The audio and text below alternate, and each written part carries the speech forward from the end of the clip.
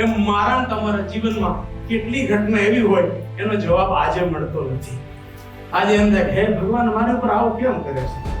અરે ભાઈ, ઈશ્વરને કેવળ ધન્યવાદ જ કરવા પડે કે ભાઈ જે કરે છે ખૂબ સારું કરે છે, આગળનું મને દેખાતું નથી. એટલે મેં એક નવો વર્ડ આપ્યો છે.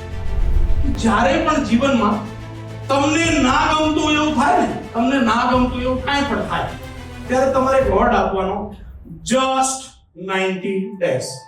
શું આપવાનું? કે ભાઈ 90 દિવસ માટે આ વસ્તુને હું પાર્કિંગમાં મૂકી દઉં, 90 દિવસ પછી જોઉં કે ડોટ કનેક્ટ થાય છે કે નથી કરતા. રાજાને આંગળી કપાણી હતી, 2 દી પછી ખબર પડી, આયા કદાચ 90 દી જો ખબર પાડો કે શું થાય છે. જો જેલમાં પૂર્યા ત્યારે ખબર ના પડી, પાર્કિંગમાં મૂકી દઉં, 90 દિવસમાં જોવા જેલ કઈ ફાયદા કરી છે કે નહીં, સંજાક ના સંજાક. સંસારમાં જીવવાનો આ જ રસ્તો છે કે આને કહેવાય એટીટ્યુડ. શું કહેવાય? શું કહેવાય? એટીટ્યુડ પ્રોપર કેવી રીતે રહી શકે? તો કે કેવળ અન્ડરસ્ટેન્ડિંગ થી રહી શકે, સમજણથી જ રહી શકે, બીજી કોઈ રીતે રહી શકે